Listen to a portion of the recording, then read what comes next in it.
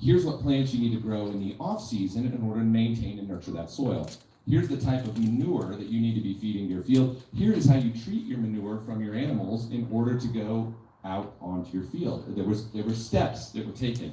And so he created the first step agricultural fertilizer cover cropping program ever, 2,500 years ago, okay? So for about 1,800 years, people followed that method, okay? So then with the advent of gunpowder, which started to come around, and when that started to cross around Europe, Eastern Europe, people started looking for certain elements in order to make gunpowder, okay? So now we're moving in 15th, 16th century. Saltpeter, is anybody familiar with this? Saltpeter. Potassium nitrate, okay? Potassium nitrate is found natural all over the world, and combined with sulfur and other materials, you create gunpowder, you have an explosive, now you are a more dominating force. Now, in certain areas, that saltpeter was being used when they would see it spilled on the ground, they would see an increase in plant growth, okay? Because of this salt-based nitrogen that was tied to potassium. It was basically the first recognizable combination fertilizer. Potassium and nitrogen in one unit, and the entire industrial sort of revolution of that time went hunting for this product. One of the largest areas in the world is in Chile, okay? Chile got stripped. There were ships going back and forth to Europe, pulling saltpeter out, back and forth, gunpowder. But then they started to see how it worked on crops. There were other places where they were finding guano in huge amounts, fossilized. They would take that, crush it, and put it on fields, and that would help increase productivity.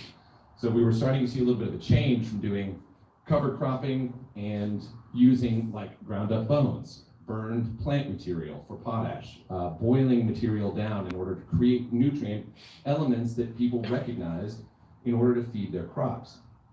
Now we're going to move forward a little bit. Okay, so now we're moving into the early 19th century. Okay, early 19th century, there was a huge population boom. Okay, that moved into, say, the early 20th century. Okay, so we're starting to move up into this certain time frame. But back then, there was the meeting of the mind said we're all going to starve to death. Okay, so somewhere around like 1875, everything in the world was gearing towards human beings are going to overpopulate and die. There's not enough food. We can't produce enough. That's what it came to. And they were sort of right. They were sort of right, but they were looking at like, how are we going to support a population of Earth of 1 billion people, right? Like this was going to be a problem. Now, a lot has changed since then. We've moved a lot, very much forward in the future. There's a lot more people. So everyone came about on how are we going to fix this problem? How are we going to fix this problem? And if anybody knows, who knows about the Haber-Bosch process? Okay. Seeing lots of hands, this is what I like. I love this, it means it's new information. So there were a couple of guys who were the first to basically harness the air and turn it into nitrogen. Okay, they created basically a huge pump. And it went through a lot of processes, and they were able to take atmospheric nitrogen, which our atmosphere is 78% nitrogen. How many people know that? Okay, we got more hands. Yes, victory. I feel good. So they were able to take that down, catalyze it against an iron oxide in a reaction, and create nitrogen fertilizer. Basically, ammonium nitrate is what we were dealing with at that point. And it went out on crops. That was the first place it went, because we were trying to feed people. This is pre-World War I.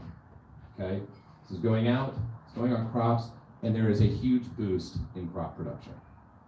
No question, huge boost in crop production, and I'm going to circle back to that in a second. So now we've gone 2,300 years doing things a certain way, and suddenly there's a new way, okay? Then the war. So these plants were then turned into plants that manufactured weapons, because they could do anything. They were synthesizing rubber out of these places. They were building jet fuel. They were doing all these. It was incredible what could be done inside of this Haber-Bosch technique. It wasn't just about fertilizer anymore. Some of the technology that came out of that time has not been replicated still, okay? There were German bombers that could fly at 580 miles an hour for 12 minutes, and they just fly them into people. They had jets. Nobody else had jets. That was coming because of these plants, okay? They were cut off from the whole world. They were making rubber. Every tire that was on any German vehicle was not from a plant, it was created in a lab. So all of this material was totally synthesized out of this process. It was genius. Okay, we all know what happened next. War ends, and the main thing that was happening at that time is Allied forces were attempting to destroy every Haber-Bosch plant that was in Germany, and there were fake ones everywhere. And that was the whole goal. That was what turned the tide of the war, was destroying these plants. And people don't really talk about that, but that's really what they had to do, is they had to cut off the supply of energy, they had to cut off the supply of munitions, and they went after these plants like crazy. So after the war, so every country came in, and there was reparations, and Germany had to do whatever they had to do, but everybody went to the plants first. America was there, China was there, everybody wanted to get the plans for this place, so then they set fertilizer plants up all over the world, and it came from that. Basically, everybody just stole what was there. It was not free license.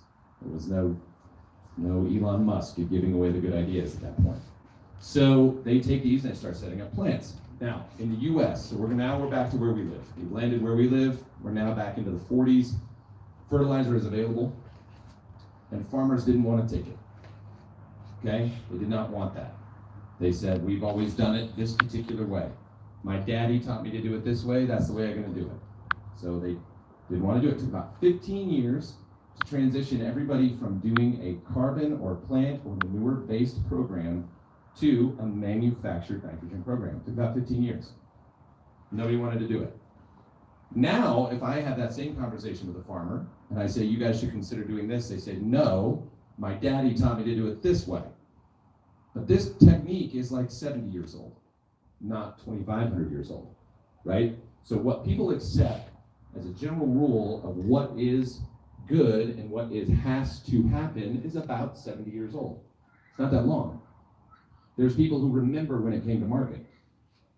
That's not that far back, right? So in lawn care, I'm just going to keep moving up. We're just coming up through the timeline. The peak, when lawn care started to happen, really started in the 60s. 60s are what we would call the birth of lawn care. 70s, urban sprawl, suburbia, things started to move forward. The height and peak of like the lawn care professional service was in the 80s. The 80s was crazy. Like there were companies just coming and mergers and growing. The birth of True Green, Kim Lawn, Barefoot, all these people as services took over. But everything was very simple, and it was based off of what was readily available. And at that time, we were using cheap minerals. We were using, cheap forms of nitrogen, readily available forms of phos, cheap forms of potassium, and basically we're just loading everything up with salt. Okay, that's pretty much how that went. We were using like a salt-based nutrient program, and lawn care started on that. Okay, as we move forward into the 80s, fungus on lawns was not considered a problem ever until the mid-80s. That's a little weird. Timely, I would say, but it was not considered a problem where people needed to have solutions, that they needed to control that problem. Chemicals started to come out, more things for more controls, different active ingredients, this, that, and the other. That's basically how the progression's gone. So in lawn care, we sort of always started Glad to help.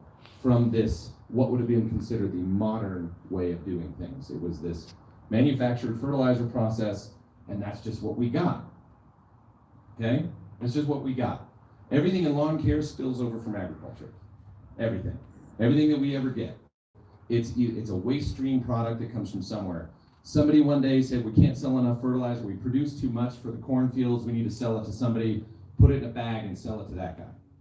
That's how it works. It still works that way. So things are tested in ag first, and then brought to the homeowner market. If it kills a bunch of crops really, really well, it's probably going to kill weeds really well. Okay? It gets weakened and sent out. I mean, you can buy Roundup in agriculture for like $2 a gallon, or you can go buy it at the store for whatever it costs. I don't know, I've never bought it, so I don't really know. But it's this where it comes from. It comes from that side of things. So now here's where we are. I'm going to jump back to what farmers saw when they put down the first nitrogen that they got. They had a huge boost in crop production. Massive. 50-60%. Problem of feeding people over. That's how it went. Currently, we are producing way more food than there are people. Way more. We're throwing away more food on a current, like every day, We could feed another 2 billion people on the planet with leftovers. There's so much, it's too much. But that's not because of the fertilizer. At one point it stopped producing the way it was supposed to. And it took about 25 to 30 years. Everything ramped for a while as everybody brought up to it, and then it started to go like this again. And it dropped out. And then genetics took over. The next biggest phase was genetics. Genetics had to come into play because they lost the productivity that they had before, and nobody talked about why. And I'm going to tell you why, and then we're going to talk about why this applies to you, and how this works in everyday cases and where I came from on all this. Soil was tended for. I could end it right there. Soil was tended for. It was high in organic matter. It was dark. It had life. It was being fed more plant material than anything else. It had, if it was using manure, that's great, but not everybody could do that. They could cover crop and till, and they would put plants back into the ground. And the bacterial life, because there was a biodiversity happening, because we were growing a crop and then changing it to something else, they were able to flourish more and create more energy for plants being grown. Once you have a very healthy soil ecosystem and you feed it nitrogen, it's like giving it, it's like lightning. Nails the plant and forces all of these nutrients up into it, and it grows like crazy. But then there has to be a stopping point, right? Because as soon as we exhaust what was in the ground, how can it keep doing that? And that's what we saw. So productivity went down because there was no more caring for the soil. It was done. And nobody went back to it. Not until really very recently where people are starting to see that they have to recover crop, they have to plant something back in, they have to till it back down, and they have to get things going in. Because, like I was talking to Doug earlier, one of the biggest things that's happened in the last while is it takes more water to grow a crop, it takes more horsepower to get through the soil, it takes more to get production that has not changed in the last 30 years. And we're having to put more energy into what we're getting out. So that tells me there's a problem. And the problem is, we've lost the carbon. We've lost it. We're not getting it back down to the ground. We're losing more of it than we're putting in, okay? So that's always been, and again, I'm gonna point to you, Doug, so if anybody wants to talk about some of this stuff with him as well, he's got a fertilizer company, focuses on the carbon side as well, okay? So feel free to talk to him about this as well. My whole goal in the beginning was to tie the carbon nitrogen thing together, because both need to work in tandem in order to work the best. Here's the concern for anybody that would be a general person, and the argument that takes place is, if I focus on a carbon fertility, it's going to take too long to work. Has anybody ever heard that before? Organic programs suck. Anybody ever heard that? Yeah. But why? If you can tell me why. Anyway, why do organic programs suck? Too slow? Too slow is the only answer. That's what people say. And you know what? I agree. It's too slow. It's too slow, and that was always my problem. And so I didn't want to be pinned down as this organic guy who was like trying to pitch these organic materials to people, because it's too slow. It's too slow. However, if a person took time out of the equation, let's say there was no such thing as that, and you have all the patience in the world.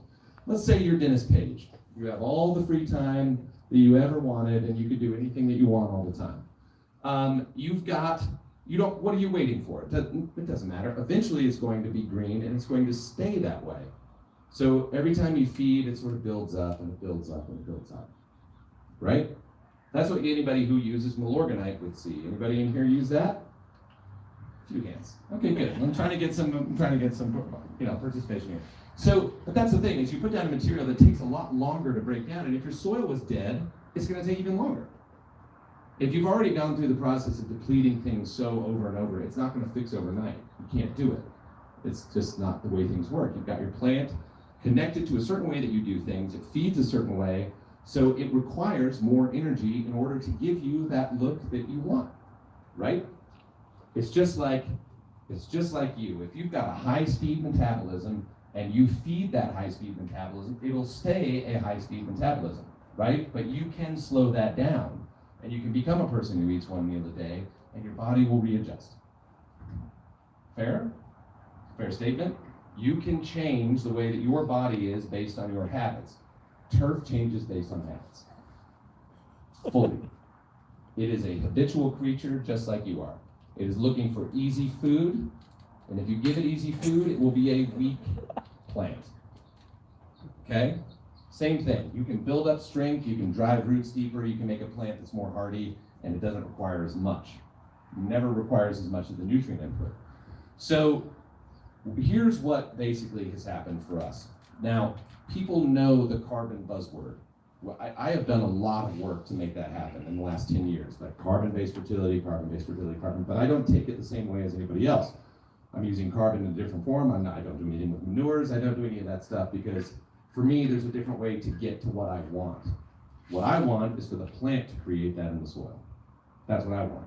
I want to do things to the plant where it's going to grow a root that does a certain thing, it sheds a certain way, it leaves itself into the soil, and we start to build topsoil. Right? That's it. That's it. So, summarizing this whole thing. In chemistry, carbon is glue. When you put it with something, it just like, it pulls whatever's around it, okay?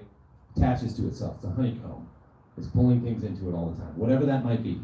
Whatever you put it with, it's going to grab onto it, and it's going to hold it for a time and release it for a time. Where if you put the nutrient or whatever by itself, it has a certain release rate, a flow rate, it's gone, it gets into the nutrient, the plant, and it is what it is. Carbon works as a glue, and it regulates who's going to take it. So as we build that material, and as I do, how I've managed to do more slow release items and take nitrogen and change the way it is without using any chemical to do it, but to use the carbon chains to my advantage, I can slow down those releases and feed it to the plant as the carbon sees fit, and then leave that material behind in the soil to make everything else work better. Right? That's the whole point. What we're looking for at this point is efficiency. So we had a soil system that worked a certain way. It was full of organic matter, it was full of carbon. We changed what we were feeding it. We started stuffing it full of fast, readily available nutrients. We gave it fast food. It burned up its reserves. Then we needed more controls because as soon as the soil couldn't fend for itself, there were other things that had to do the work for it. Weeds, invasive species, bugs, things that had to break down material that we have to battle every single day because the soil is not doing the fight anymore. And that was our biggest ally in growing not only healthy turf, but better food. The soil was what was the key. So here's what I'll tell you. If you switch your mindset, you start thinking through that filter of, I need to build OM, I need to build organic matter. I need to add carbon on a regular basis. I need to make this a huge piece of my program. Everything in your life on your quest becomes easier in the lawn. Weed controls work better. Plus, you won't be using as much. You're going to see decreases in populations because they're not going to have to correct the stuff that we've already ruined by trying to do better. You have less weeds, you're going to have less bugs that are coming in to try to take out plants that shouldn't be there, right? When you start to get imbalances, plants send out signals.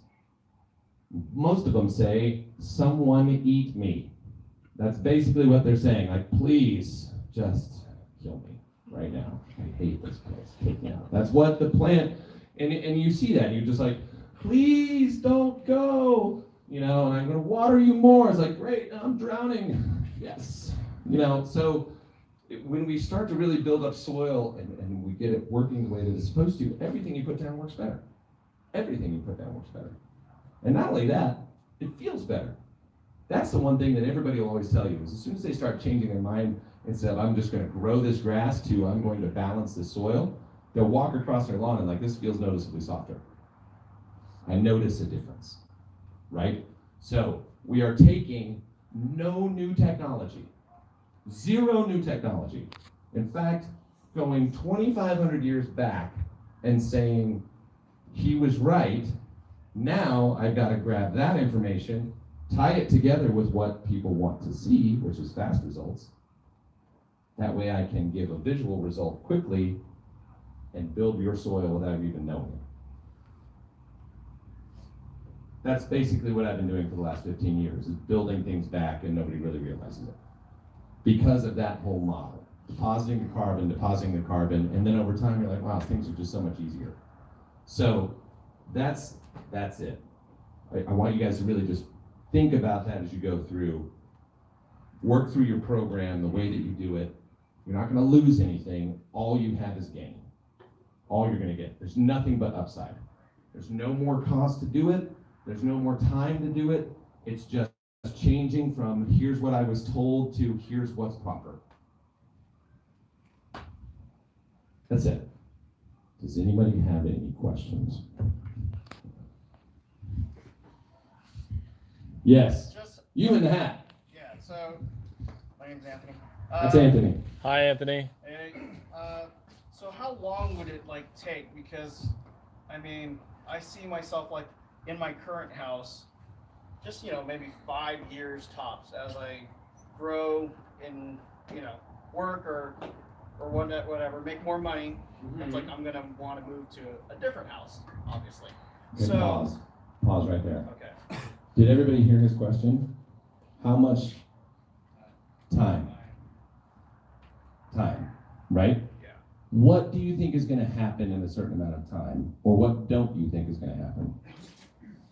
I'm just thinking if I put in all this effort, but then Effort. Okay, is everybody paying attention to this? These are the concerns that people have. Time, we're now time and effort. Yeah. Keep going.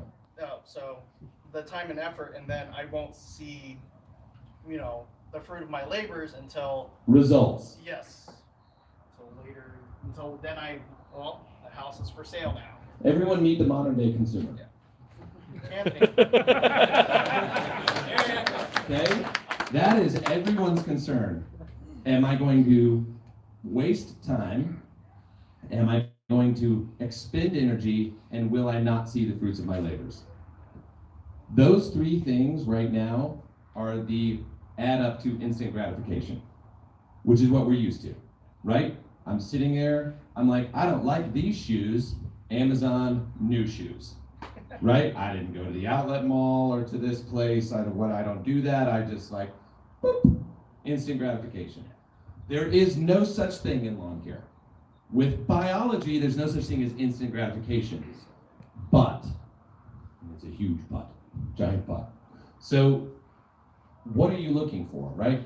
Soil on its own, left unchecked, if we were not here and nobody took care of this place right here, this ground would rebuild an inch of topsoil in the next 100 years by itself, without us being here, if we just left it alone.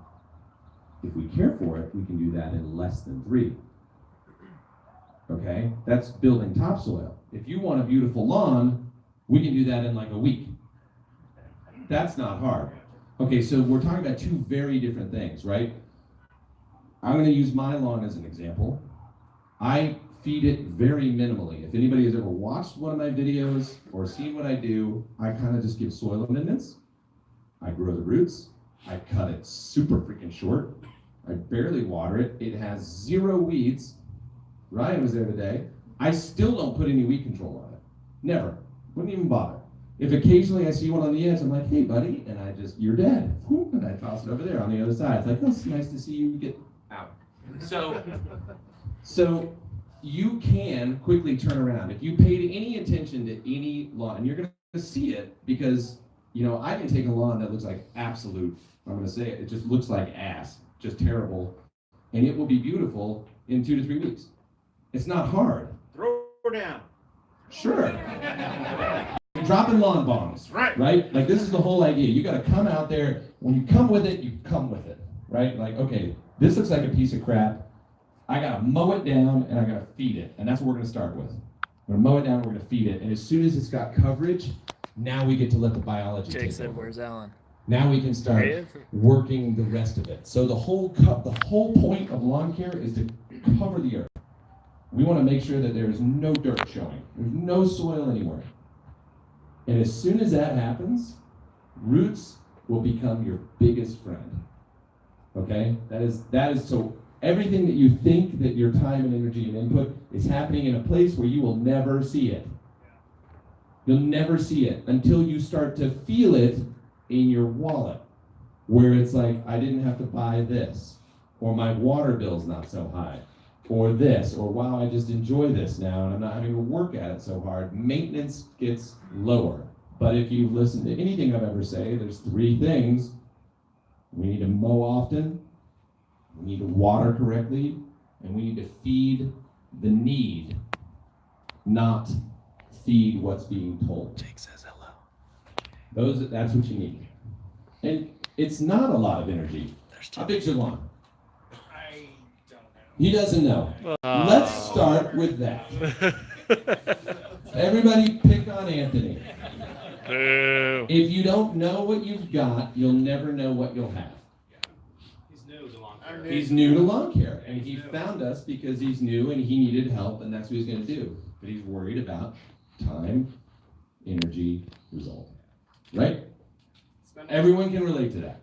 Spend a lot of money on equipment, and I'm like, what am I doing wrong? Yeah, okay, well, Ryan has a great starter video on starting lawn care. I do not.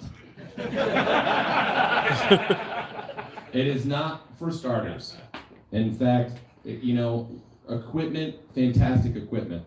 Fantastic equipment, fantastic equipment, fantastic equipment. Jeremy, I don't really know what you've got in there. You've got everything. Me, most of my stuff runs on squirrels. I don't need fantastic equipment. I have a small lawn that I put in and chose the size because I was being responsible. And that's what I think everybody needs to know is I live in a place where water is at a premium and I don't want to waste it. I want something that my family can use and I can keep it beautiful and it costs next to nothing to do it. I don't need a gas mower and I love pushing. Ryan all of a sudden is addicted to pushing a real mower because it's fun and it's a workout. And that's what people did before there was a gas mower. And I'm okay with going back to these old ways, right? There's nothing wrong with it. Why wouldn't you want to work in your own lawn? As Alan would say, this is like your castle, this is your ground, this is your defensible space, you are the master of this ground, I own it and I am going to conquer it. Yeah, but I ain't pushing no mower, bro. No, you won't. Yeah, you won't even ride a chairlift with a bar up. Hiking, what's that? So don't worry, just go work. Why not? You're never going to get anything out of it. You do nothing. That's true. Right? Just go have fun. It's fun. Mess it up. Kill something once. Kill it. Like, oh, I just killed that whole section of lawn. And guess what you're going to do? You're going to get way better. It'll always grow back. Yeah. There is no mistakes in lawn care. There is only learning. There is no mistakes. Thank you. Just kill it and see how things regrow. Fascinating. It's wonderful to watch how the earth heals itself. Yeah. Yes, sir. Should be. The biggest challenge I think is these types of products, whether they're yours or the new box that just came out, Ryan, what have you, is it feels like any product individual. There's a lot of different products, and it's like, well, and whenever I watch the YouTube, it's like, oh, I'll throw down a little RGS and maybe a little, aerate and some of this, and that'll be good. And it's like I never know exactly what each one is for.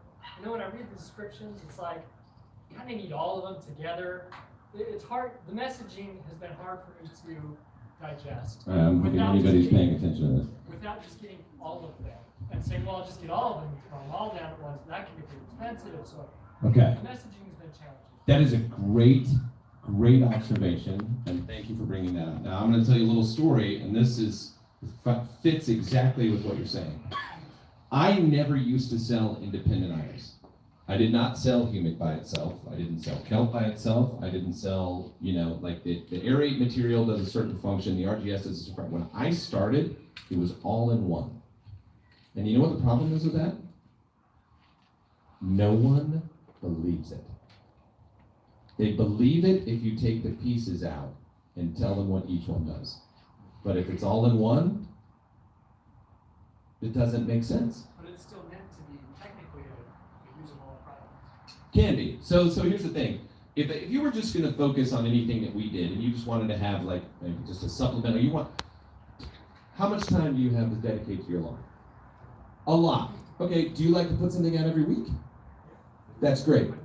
Okay, no, not need to. Do you like to? No. I You, who, yeah. I do. Okay, so this is what I want to make a point. I want everybody to understand this. There are multiple ways to use products, especially liquids, where you can either do it every week, or you can do it every 3 weeks, or you can do it every 6 weeks, or you can do it every 12 weeks.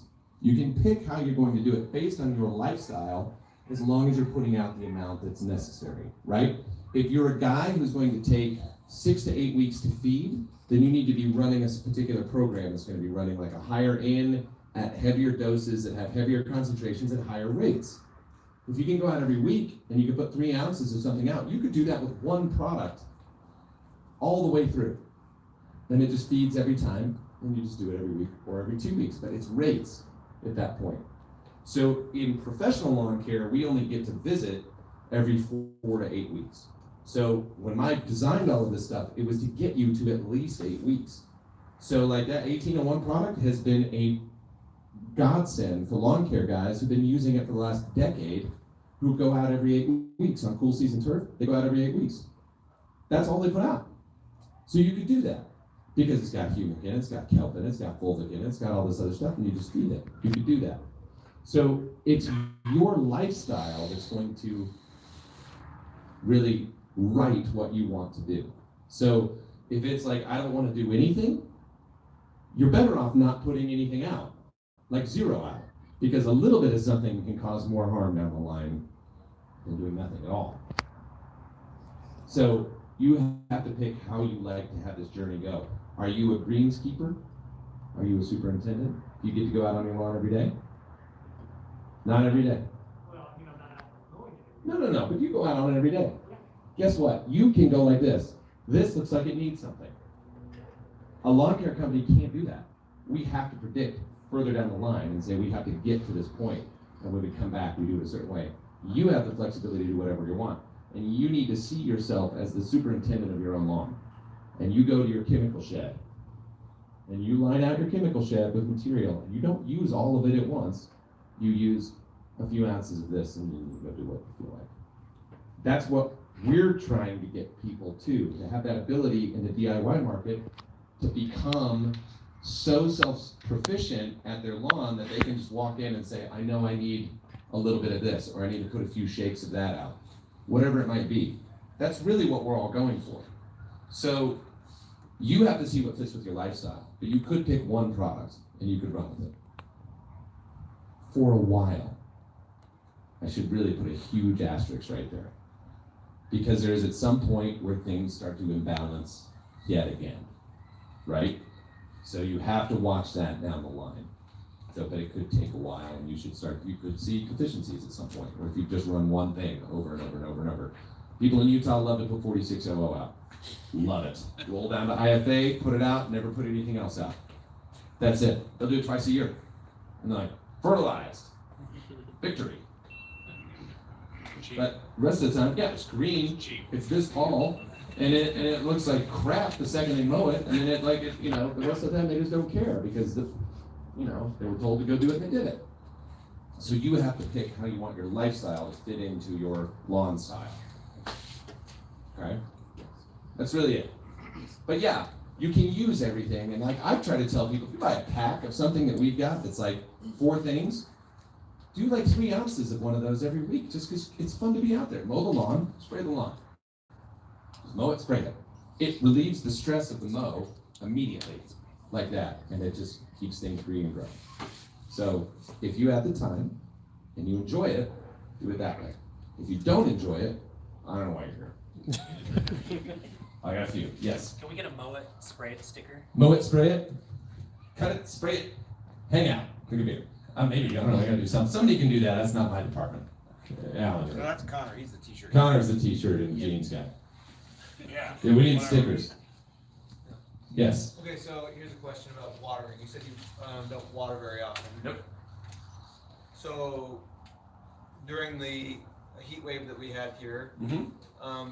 you probably didn't feel it as much as down here in the It valley. was hot and very dry. Yeah. So what did you do when it was above like 95, 100 degrees? So obviously in Park City, I don't get to 100 very often. That's rare. Yeah. Probably everyone up there would die and houses would be cheap. But it was in the mid 90s, quite a few times this summer. But it was the same thing. I would water heavy once. So what does that mean? To me, that means that I'm making sure that there's water 6 inches down in the ground. Like, how does a user actually know that? How do you do that? You have to see. You have to physically look. Screwdriver, moisture meter, whatever you've got. You can't say, sprinkler system, 25 minutes, 6 inches. It's never gonna do it. Right? So you just like cycle soak for however long until it's... Yeah, you just go. And then guess what? You can let it sit. And sometimes in the heat, okay, so get this, you're gonna love this. We have turf types here that they do not wanna grow when it's hot. So what does that mean? It goes dormant. Not really. What does it mean? It means that it's not gonna take up a bunch of water. Because why would it? It can't. It's not growing actively. The leaf tissue is so much moisture, right? So it's not forcing growth that's gonna pull more water out of the ground. Your only job is to keep the roots cool because it doesn't wanna grow. So you gotta think about it like that. You're just gonna cool it and let it hang. And it won't pull a ton of moisture. You're going to have evapotranspiration, that's just part of life here. We have like 19, 20% humidity, it's gonna suck stuff up into the air. So you're gonna see drying this way before you see drying this way. Okay, so if we go deep, we can make roots follow that coolness and follow that moisture and go deeper, deeper, deeper, and then you end up using less water. My general rule is add minutes, not days. So in the heat, like I used to have a little program, it's like a bell curve for watering. And it was like if you water at 20 minutes in the springtime, when it's 70 degrees in the daily time, when it goes to 80, you're gonna be at 30 minutes a day. When it's at 90, you're gonna be at 40, whatever the time frame is that you're doing, right? But you have to go up on your minutes, not your days. Because I could water this for 10 minutes right now, and then water it again tomorrow, and then again and again and again, do it every day, but it's still not gonna get through that. And that's what happens to your soil. If it's hard, water won't penetrate. It has to be moist in order for water to get through it, right? Think about it like cooling, not like gallons, not like inches of water, but cool temperatures.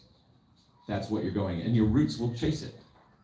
And as soon as they get down deep, it will cruise. I mean, when I was in Greece, it didn't rain here for like 21 days. My lawn got watered twice, and I came back and had a couple dry spots, and it took 1 day to fix it. Just because, water deep, let it sit. Sprinklers haven't been on now in I don't know how long. There's been no reason to do it. I had that rain the other day, we had that big gully washer that came through. It's so saturated because I keep it moist all the time. That's the deal, never let it dry. Yeah, Doug. A question or a part of the statement. Every time you add something to the grass, it requires energy to take it in. That is correct. The biology, if you feed it the nitrogen, it's going to require carbon, 5 carbon for 1 nitrogen, as well as the energy is supplied to make the growth. So it's important that when you add materials to the grass that it's photosynthesizing enough, or you're adding an energy source with it. Yes, okay, so let's touch on that. You said that, did everybody hear that 5 to 1 thing? Okay, does anybody know where your grass gets carbon from currently?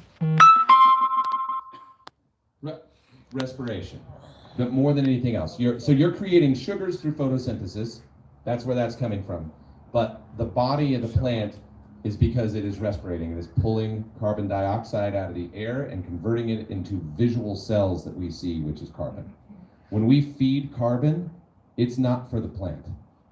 We can't feed a plant carbon, we can feed soil carbon. A plant cannot uptake physical carbon, it has to change it from the air. So this tree behind me, and so I always say this when I play golf, is made up of 96% air. And I should be able to hit a ball right through it, and it never works. Just bounces right back every time. But that is air in physical form. 45% carbon, 45% oxygen, 6% hydrogen. That's what that is. That came from the air. The rest of it, the other 4%, are your nutrients. That's not very much. So what we need to do is make sure that we're getting plants that are respirating. If soil is compacted, guess what can't respirate? Plants. We're not getting oxygen movement. We're not feeding the bacteria through that oxygenation effect. We're not being able to convert properly. We're not releasing oxygen, because you got to think about it. Everything in the ground actually runs on oxygen. The plant does not. So every time this plant is respirating the air, it's exuding oxygen. And that's what's feeding everything underground. Giving air to those microbes. It's being able to, aerate the soil. That's what's literally happening. Plants are the best aerators. Has anybody ever seen a root go through a rock? That does it pretty well. Way better than an aerator does. Roots will split the earth better than any piece of equipment we've got. We'll drive right through a cliff, it'll form canyons, it'll give you all of this stuff that you see behind us. Water and roots. No man could split that, right? This is plants doing their work. Erosion and change just through natural processes. So you can create that in your lawn, you just don't think about it that way. Roots will drive, they'll crack, they'll open things up, they'll go deeper, deeper, deeper when you treat it correctly, when you water correctly, when you mow often. Those things will change your life, and it'll change the biology around you. That make sense? You have questions? Yes, sir, in the back, in the sun. You're good. I have a new lawn that's, we just built a home, and so we had topsoil brought in and microseeded and everything. So now it's just establishing itself, and I'm starting to get into a routine of feeding it and mowing it and everything now. Would you say that the soil that I have is probably a good starting place with all the organic materials that you're talking about? Of course. Go from, and then going forward, what kind of advice would you have to maintain that? Make sure that you are, okay, so you have a unique opportunity. When you start from scratch, it's one of the best things you could ever do. You put topsoil down, do you know how much? How many inches? About 3. 3 inches. What was the soil like underneath? It's been sitting there for years. But it was like hard and compact, It was hard to rock, that kind of stuff. Okay. So since you're establishing from seed, you get the ability to have that seed adapt to its environment around it. So it's going to have a very easy time for a while.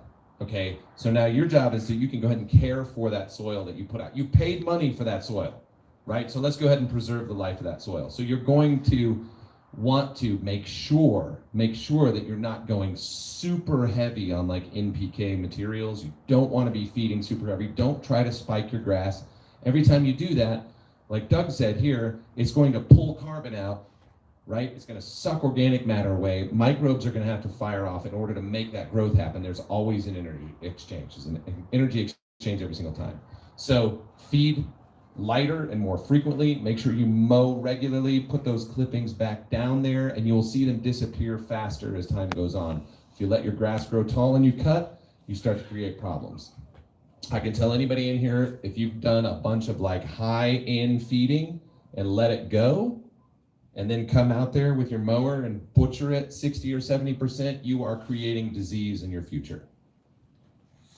Just know that, because it's too much to take down at once. You cannot eat the elephant in one bite. That holds true with your lawn. You get too much grass clipping built up, it will not break down the way it's supposed to. You will suffocate the plant, and you will get disease.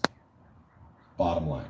This is why I never recommend high energy feedings with loads of N, because most people can't keep up with it. If you can mow every day, you could probably do just fine. That's why some of these 1 pound of N per 1,000 things work really well in golf, or 1.5 pounds where they can go out there, because they're going to come out there every morning and they're going to cut it, and they're going to cut that much off, not that much. And if one day you got off cycle and it rained and then you had to cut your grass again, you are now starting a birthplace for disease. Just because it cannot take it down as fast. It has to come down in little bits. Does that make sense? Yes. On weeds, I've heard you say this before, and I know your lawn doesn't have any weeds, and I assume that's because of the soil. Is it a combination of the soil, the pH, and all that? Like what could a person like me, a homeowner, do to kind of not use weed killer over time? I know it'll probably take a lot of time. What was your opinion on the tightness of that turf? I mean, can't see the soil. Can't see the soil at all. It's so tight It's low. It's because it's low, and I trained it that way. It had to be trained that way. And it branches lower and it spreads horizontally, and I feed it a low program that doesn't force a lot of top growth, forces lateral growth. So it's more about covering the soil, is what you're Big saying. time. If a seed has no light, if it's smothered, it can't grow. It can't. That's part of it. If you have nutrients that are more in balance and you have soil that's working properly, weeds don't have as much of a purpose. The first thing a weed does is come in and occupy space. First thing. And it covers the soil. So if your care is not good enough to cover the soil, Mother Nature will do it for you. Everything that happens in a lawn is because nature thinks you suck at it. Like really, every day, it's like Mother Nature says, God, I just suck at lawn care. And I'm just gonna grow this plant, I'm gonna put that one there, and Eve, like, look at all that space. That's a nice place for a flower. Right? That's it. You gotta cover it. It's gotta be dressed, it's gotta be clothed, it's gotta be tight, and that's what keeps what you would consider invasive species out. What nature would consider balanced.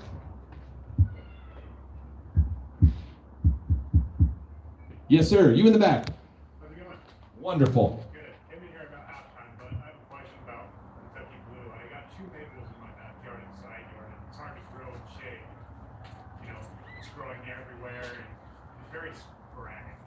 Really good growth. The clay is really hard. I tried putting humate down, and I can do it again this weekend. My question is there a certain seed type for Kentucky Blue that does well in the shade or only good in the area? Actually, Stay tuned. your grass will do just fine in it. You have a soil problem. Okay, is it under trees? Yeah, it's Okay. not too much shade. Yeah. Not only that, it could be more than that. So what kind of trees? Maple trees. I'm going to tell you something. There's a certain trees, especially here. So maple trees produce a significant amount of like glucose, really, and they shed and they drip an acid down, and it will burn the turf.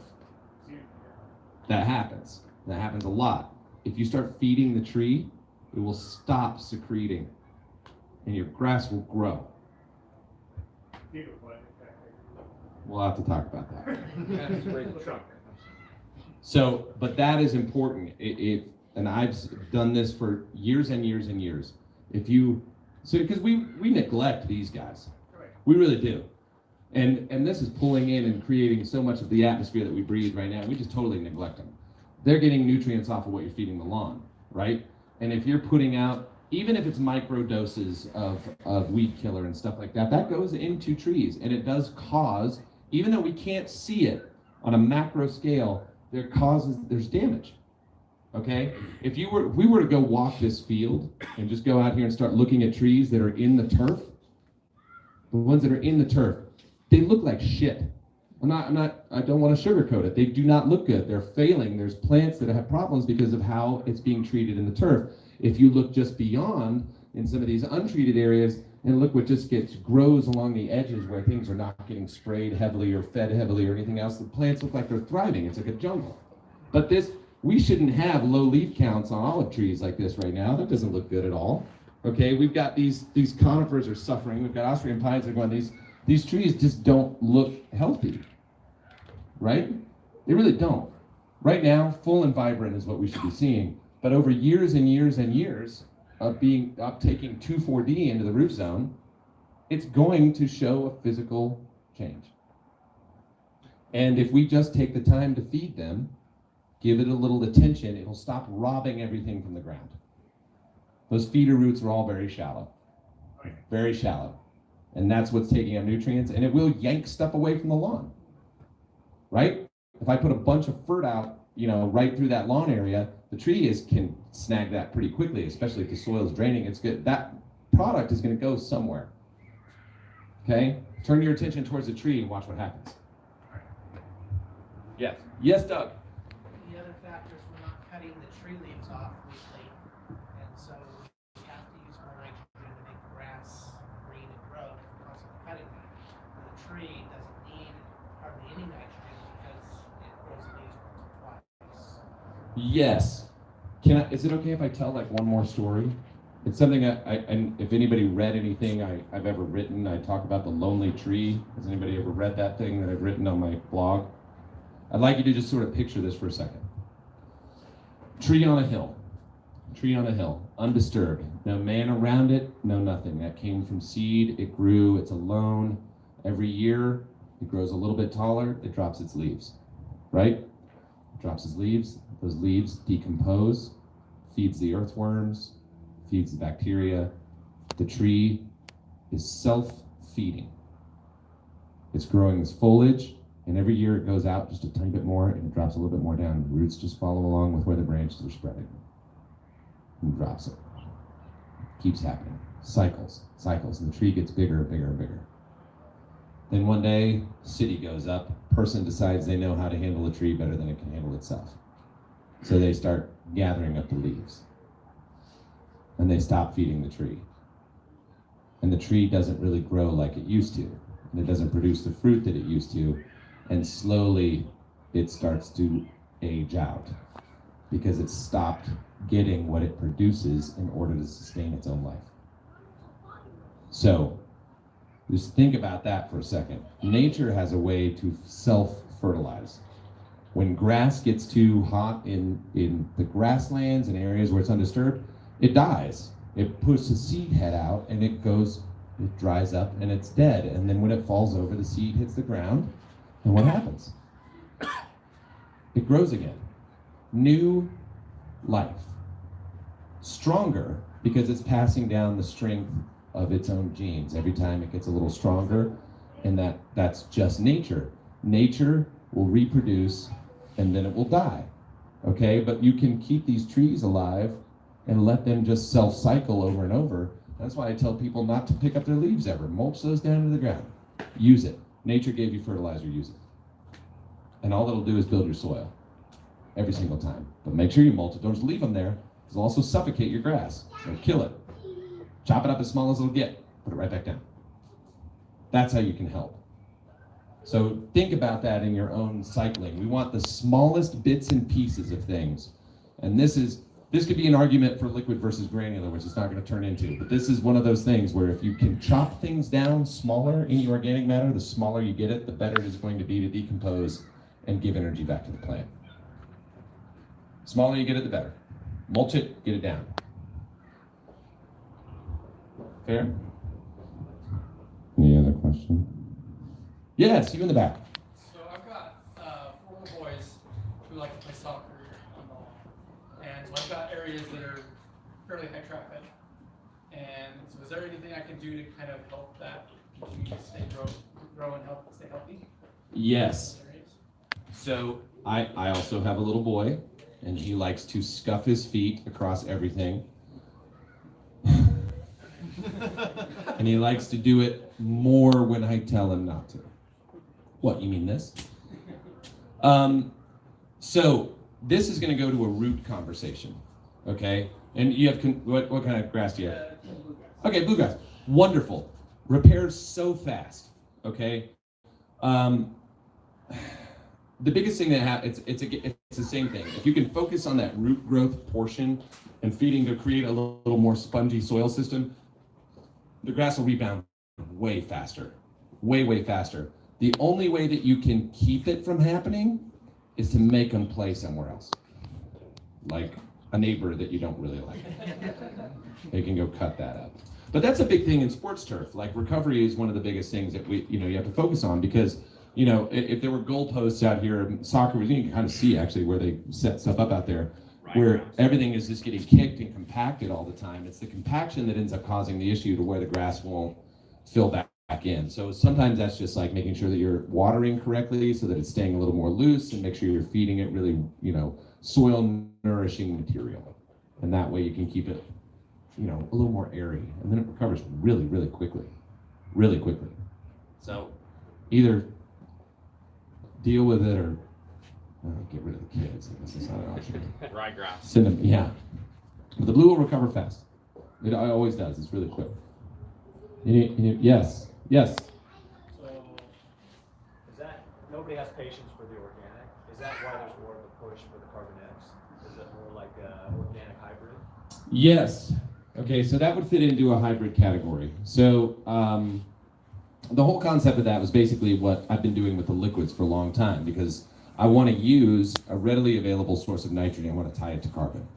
Okay, so that was the whole concept, is you want to have a front feeding, something that's visual and impactful, and then a longer term backside, and then let it build up over time. So it is that sneaky thing. Like, I'll tell you a story. In my first spray business, I slept well at night because I was tricking all of my clients.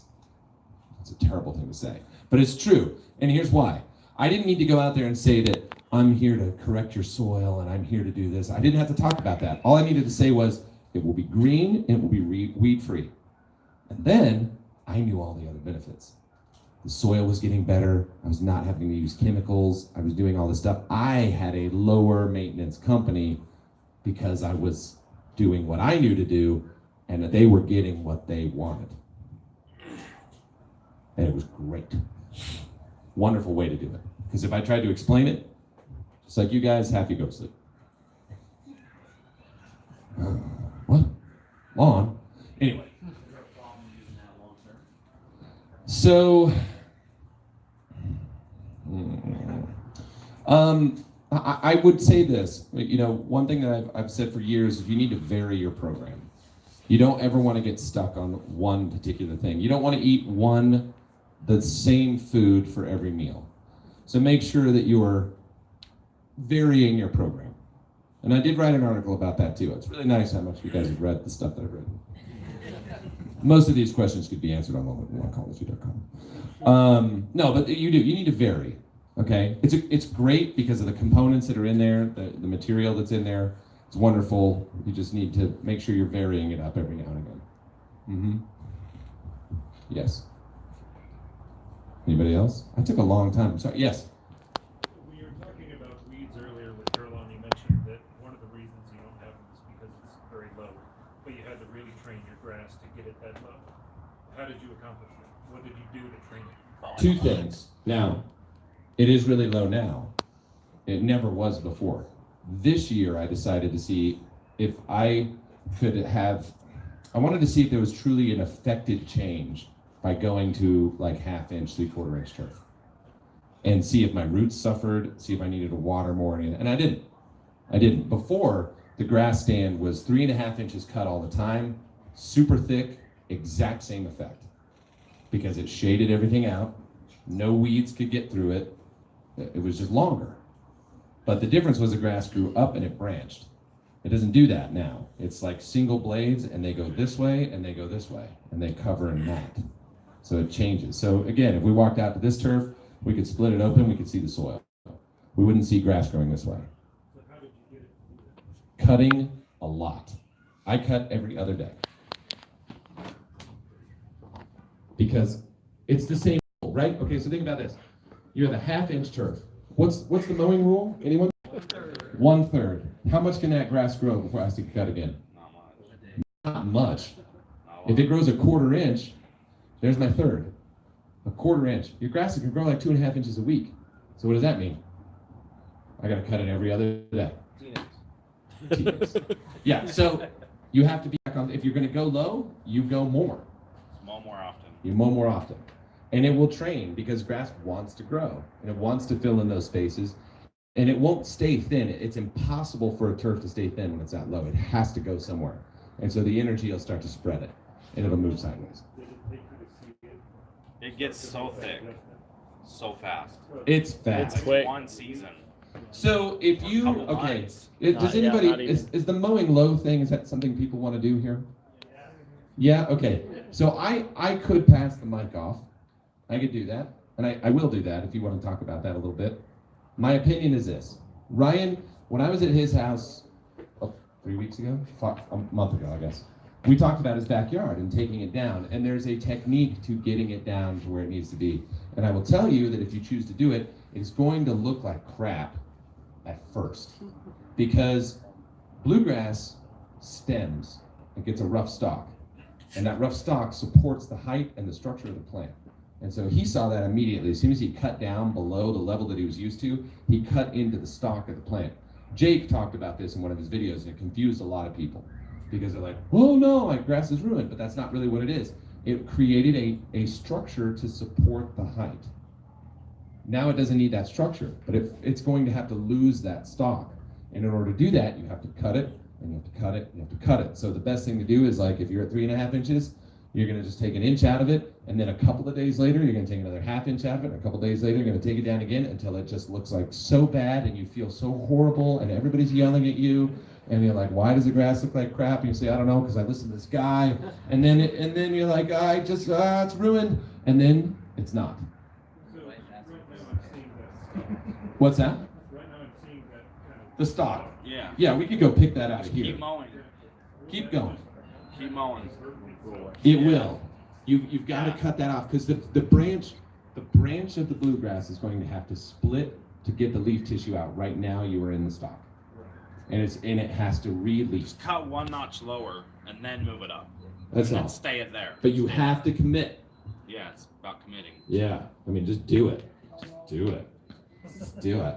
Yeah. Do you feed it during that time? Or I always feed it. I mean, like, that's the one thing. I'm going to give you a couple of things, and maybe this will, like, take some stress off your mind, okay? So has anybody ever said, well, I just fed, now I can't mow? Has anybody ever done that, sprayed something and gotten worried about that? You ever thought about that for a second? Okay. Why? What's the concern? In your mind, what's the concern? Stress the plant. Why? I don't know. I don't know. It's on top on the leaves, then I'm gonna cut it and just spread it all out. You're going to cut it and spread it all out. You're going to get it right back down where it's supposed to go. What's the problem? It's going to go right back down onto the ground. It's going to break down that plant faster. You're going to feed the plant just like you gave it a liquid feeding and a granular feeding. Don't worry about it. No stress. If you spray it and you're like, I should have mowed, freaking mow it. Just do it. It's not going to hurt anything. Right. Okay, so what I was going to say about the mowing is that, like we just described, you have to commit to mowing. Whether you're doing it tall or short, it doesn't matter. You've got to commit to mowing it more often. The more often you mow, the better it's going to look, without a doubt. So, like we had just described, you're cutting into that crown or that stemmy layer, and it just looks terrible. But you just keep mowing, it'll just green up, and it'll get better and better and better. So you just have to commit, and you have to just keep going. That's basically what you got to do. So, Ryan, come up here. Come here. Ryan likes mowing. Let's get him up here. I'm gonna pass the mic to Ryan. Yeah. I feel like I'm when I did piano lessons as a kid, and you would go and you would look at the program and think, please be first, so I can just get this over with, and then you're like last. And I'm like, but John's a better player than me. I don't want to. But you've got the jokes. Tell the joke. Yeah. So anyway, Connor texted me on Wednesday or Thursday and said, "You're going to be at the meetup, right?" And I said, "Well, I'm not. I don't live in Utah. I'm not going to be at the meetup." He's like, "No, you're coming to the meetup." He tells me a lot of things and orders me around a lot. That's what happens. He does. So luckily for me, my brother is a pilot, and he has a few benefits there. So I was like, if I can make it, I will be here. So for any of you who watch the videos, I just want to say, like, these guys, thank you so much for that. That's exactly why we do what we do. If we don't have anybody watching, then obviously it's just us standing in a lawn, and my neighbors are like, what is this guy doing? But that is something that has actually happened a couple times in my neighborhood. To my wife, they're like, do you know your husband walks around with a camera talking to it? She's like, yes, we're aware of this. So, but thank you guys for watching, and if I haven't met any of you and you watch the videos, of course, come say hi too. So, yes. Do you have anything else? I have one other thing. Okay. It's important, and I just need to make One more item of business. Yeah. No, and this is all it is. You guys, I don't think that really everybody realizes that the viewership of you all is what pays for the lives of these guys.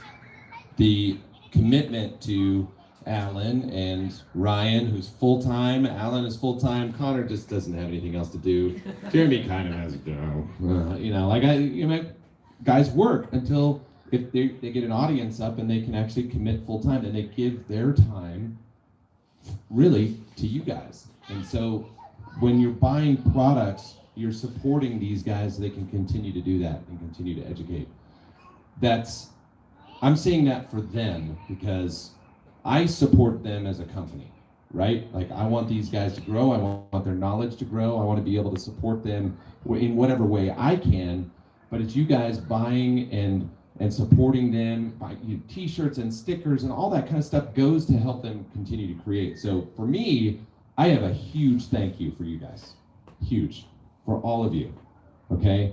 You represent a cross-section of people who not only like click and look at videos, but you came to this. You came to see these people, and that's pretty freaking cool. And that energizes guys who are creators to keep going, okay? So I want to thank all of you. So that's really all I had to say. Just thank you very much.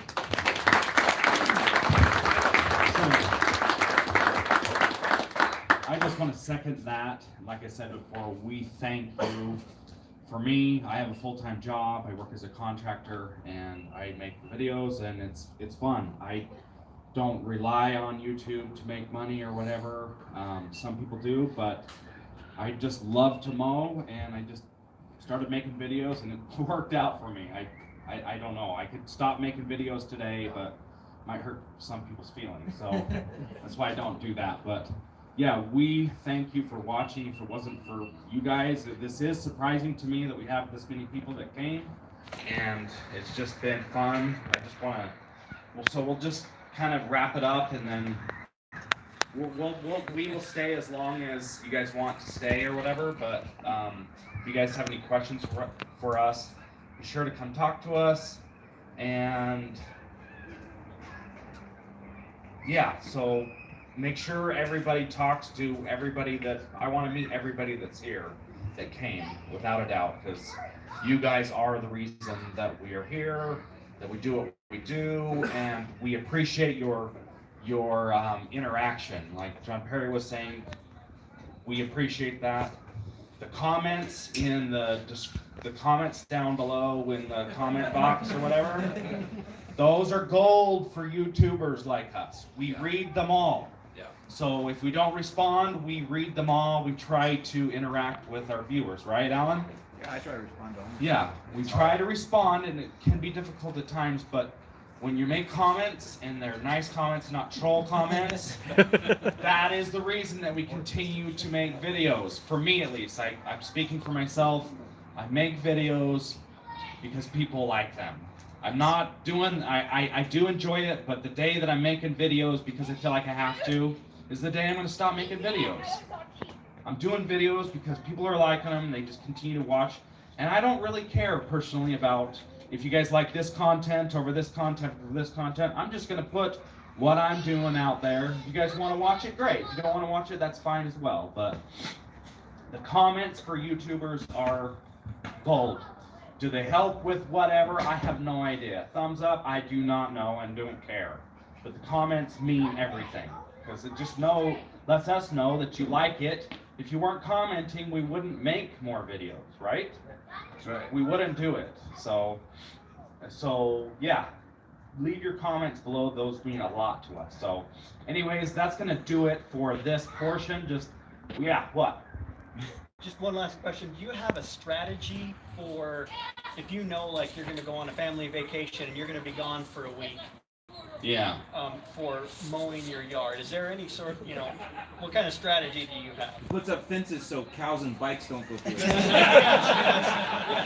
So I was on vacation when that happened, and I planted the lawn, and then I left, and I kind of left it to the dogs. I was gone for a week, and that is very difficult. The strategy of we just come home to a mess. When the lawn's used to being mowed every couple of days, and I'm gone for 10 days or a week, you come home to a mess. But it's not too difficult to fix. Just buzz it down and then keep going at it. With the program. Give it a double cut. Yeah, double cut, but I do use the growth regulators, the plant growth regulators that Alan was joking about over here. That does help. Alan drank Yeah, he drinks them. I mean, those are controversial, whether the chemicals and all this stuff, but if you're mowing low, the plant growth regulator really is amazing. It really helps to cut down on the frequency of the mowing. I love to mow, but the plant growth regulator will cut down the amount you're mowing off every time so you can stay within the 1/3 rule. That is the biggest part about it. You can still mow often, but it's a lot more healthy for the turf to cut a little bit off at a time. So, anything else? No. Line up all the real mowers on KSL. This guy, right here. Oh my gosh, it is you! So, yeah, so you guys just want to hang out and mingle, don't want it to be too formal or whatever. We still have these sandwiches over here. Please eat There might be them. some Have bees in them. chips and drinks in the cooler. Please partake in that, and thank you for coming, really. Thank you. Thank you.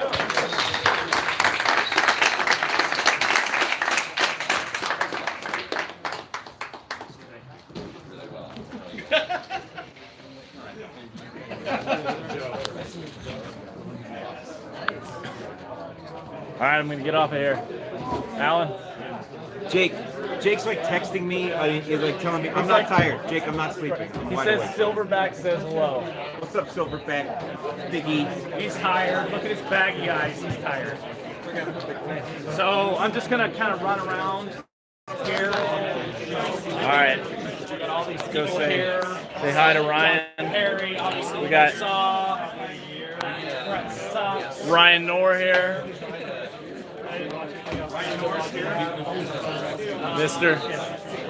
Mr. John Perry. And so we try to. We got who else? Ready? See. We got Jimmy. Jimmy. Say hi to the people. There's Alan. There's Joe. We got Jeremy of the Greener Lawn. Of the Greener Lawn. That's me. Good to meet you. Do you still need one of these? All right, hey, we're out of here. See you guys next time. Maker Green. Maker Green. Alan says, we'll see you in the lawn. Gets all the cartridges. Well, you said that. He doesn't use it.